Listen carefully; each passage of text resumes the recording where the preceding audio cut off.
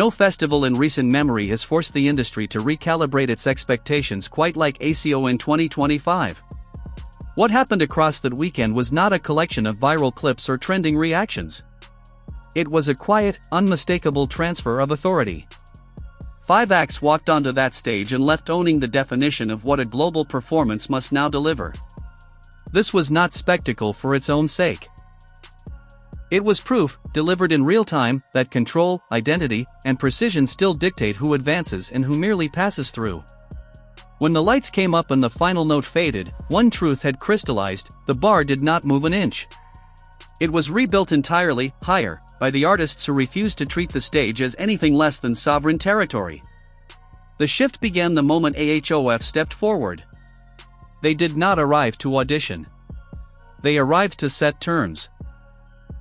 Across 3 meticulously chosen tracks, Rendezvous, The Universe, and Pinocchio, they constructed a complete argument about what maturity on a world stage actually looks like. The opening moments of Rendezvous carried no urgency to impress.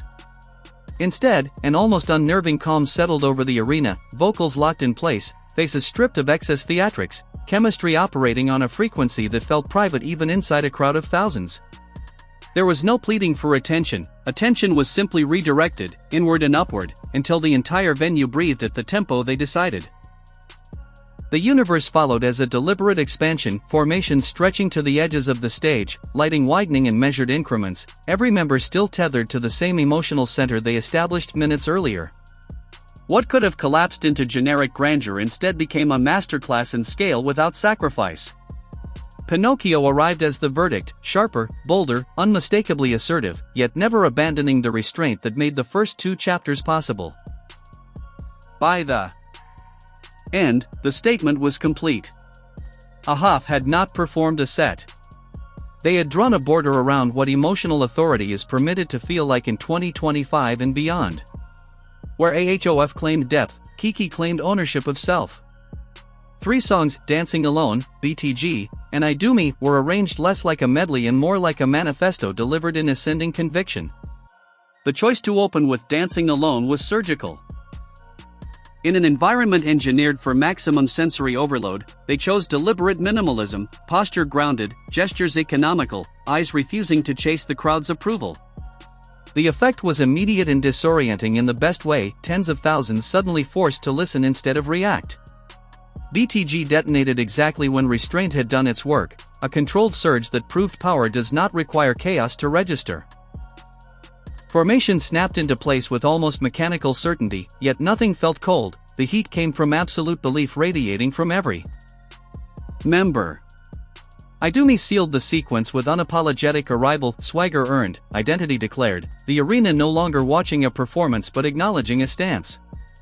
Kiki did not ask the world to make room. They demonstrated the room was already theirs if they chose to occupy it fully. Kickflip refused to choose between adrenaline and vulnerability, and that refusal became their defining edge.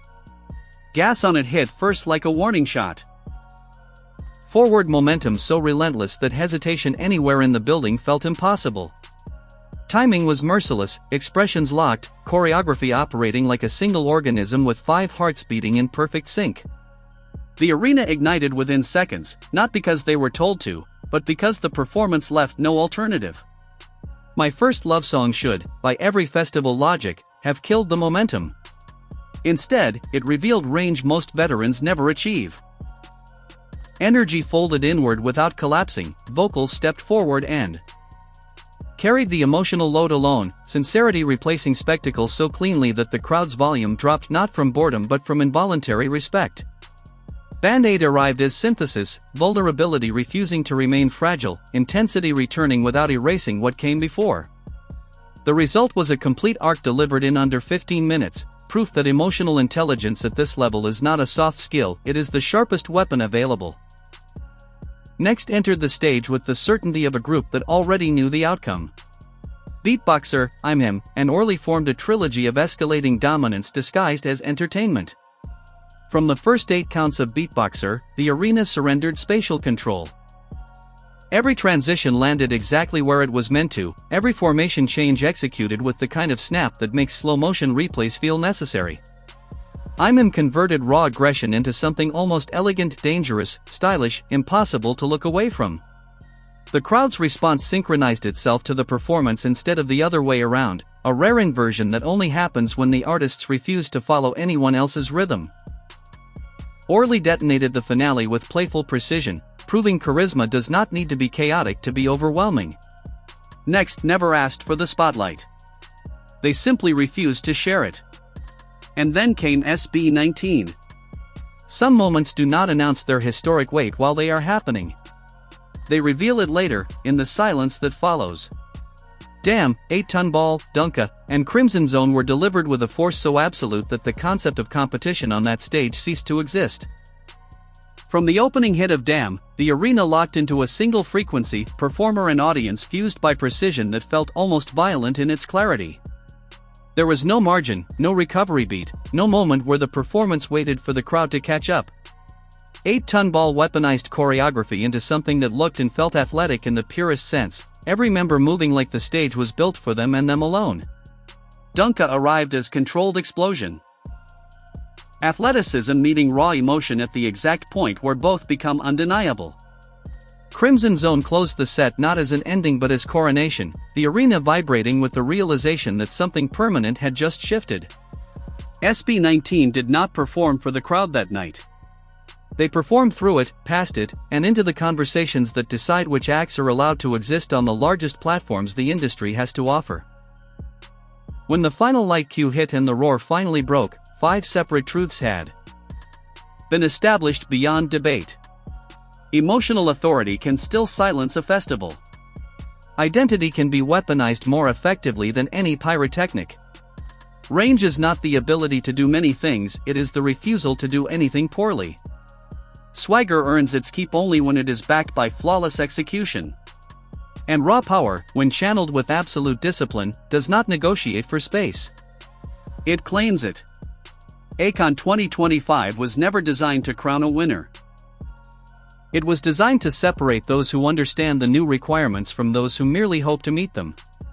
Ahaf, Kiki, Kickflip, Next, and SB19 did not hope. They demonstrated. They did not negotiate. They redefined. The industry has watched thousands of festival stages come and go. Most blur together within weeks. Some are remembered for a season. A handful rewrite the parameters entirely. ACON 2025 belongs in the final category not because of who attended or what trended, but because 5 acts walked away having permanently altered the benchmark for what ready actually means.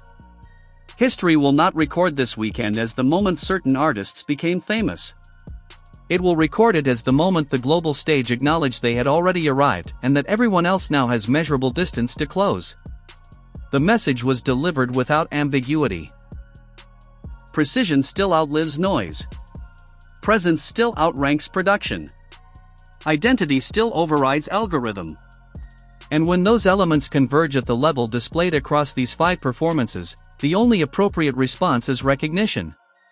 ACON 2025 is over. The standard it set is not.